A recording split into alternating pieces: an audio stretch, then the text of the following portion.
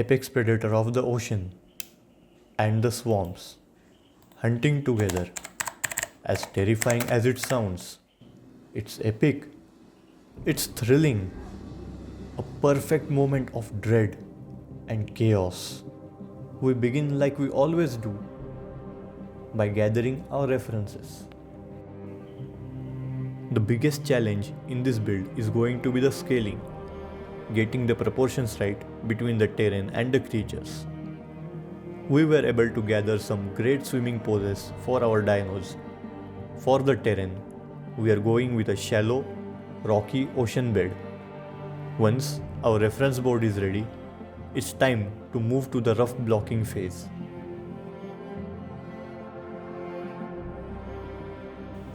We begin by sketching out a top-down layout, plotting out rough dimensions and experimenting with various placements and compositions.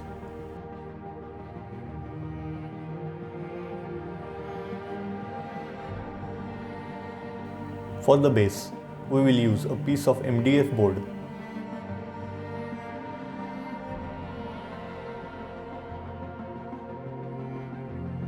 The outer edges will form our rocky formations, and the central portion will be our open ocean waters.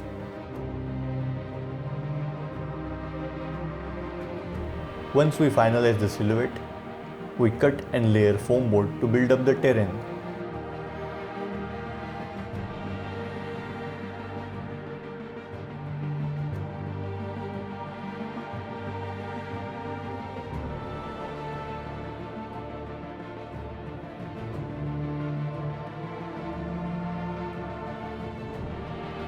This gives us the different elevations we need to create depth.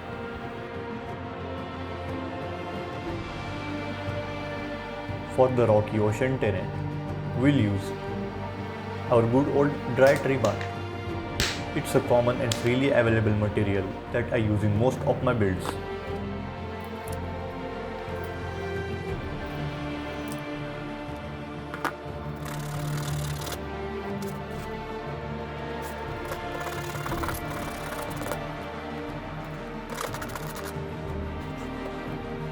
The natural texture of the bark makes it perfect for sharp cliff edges and jagged outcrops.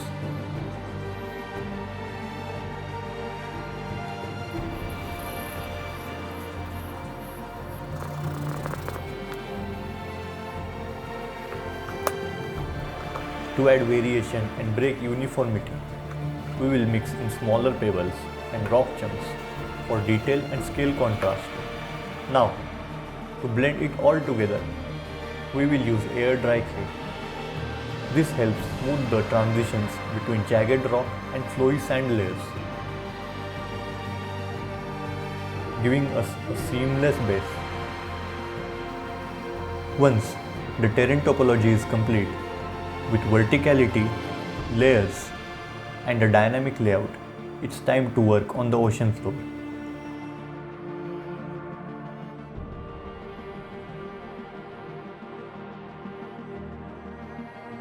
We apply a layer of Fevicol.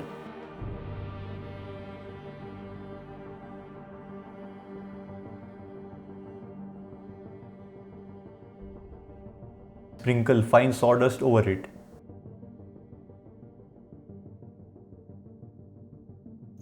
Then, spray the entire base with a Fevicol water mix. This locks the sawdust in place and allows us to sculpt thin sandy layers over it. With the terrain ready, it's time to move on to wireframing our dinos. Not gonna lie, working at this small a scale for the first time made me a bit nervous. These Spinosaur sculpts are tiny, barely the size of a tadpole, but we managed to capture 3 of them in dynamic swimming poses. After securing their positions, we will block out the estimated space where our Mosasaurus will go. The sea monster will be the final centerpiece.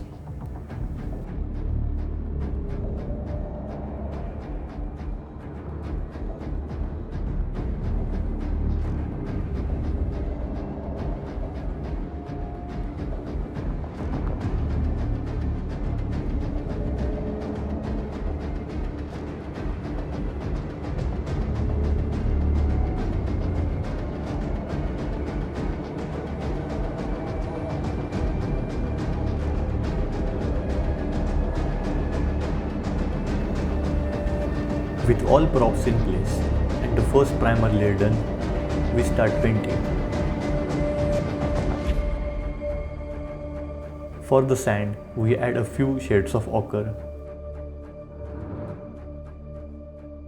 Dry sponged with lighter highlights. The rocks follow a desaturated tone with lighter edges for highlights. Again, using a dry sponge technique to add depth and realism.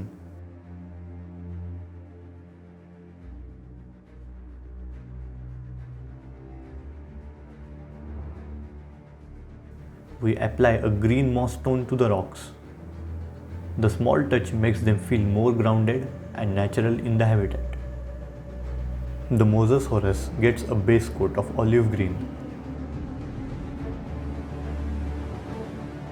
followed by a darker wash to bring out the scales and shadow details. We use a off-white tone for the belly, blending it seamlessly with a sponge to keep the transition smooth and natural.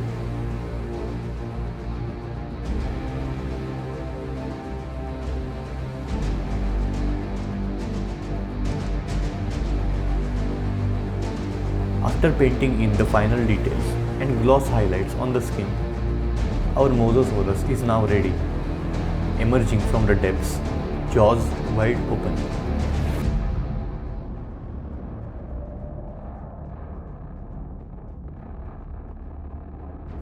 The last remaining element is the charter boat. The small vessel is what brings the characters to the island in the story. It's simple but crucial for scale and narrative.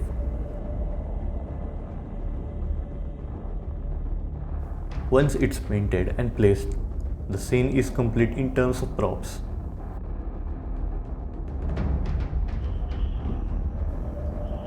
Time for the most satisfying part, the resin pour. We use around 3.5 cups of clear resin mixed with a few drops of turquoise ink. This gives us the perfect ocean hue, deep, clear and ominous. Once poured, we use gloss gel medium to build up wave texture.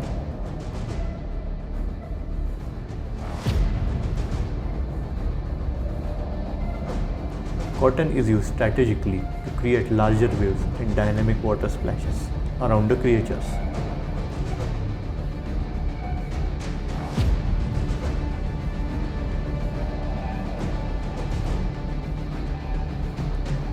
And now we witness the moment, the apex predator of the swamps and the terror of the ocean, together in one chaotic hunt.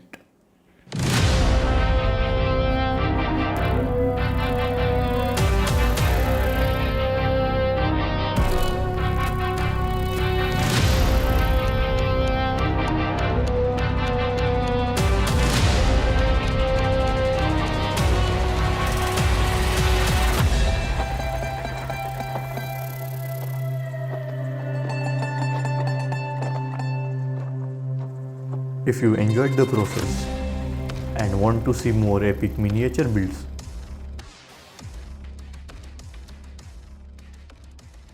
make sure to like, subscribe and share.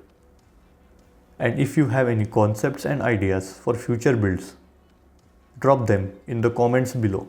Thanks for watching, and until next time, keep forging.